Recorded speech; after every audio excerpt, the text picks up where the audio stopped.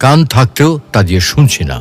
এ সম্পর্কে মহান আল্লাহ বলেন, وَلَقَدْ ذَرَأْنَا لِجَهَنَّمَ كَثِيرًا مِنَ الْجِنِّ وَالْإِنسِ لَهُمْ قُلُوبٌ لَا يَفْقَهُونَ بِهَا وَلَهُمْ أَعْيُنٌ لَا يُبْصِرُونَ بِهَا وَلَهُمْ آذَانٌ لَا يَسْمَعُونَ بِهَا أُولَئِكَ كَالْأَنْعَامِ بَلْ هُمْ أَضَلُّ أُولَئِكَ هُمُ الْغَافِلُونَ।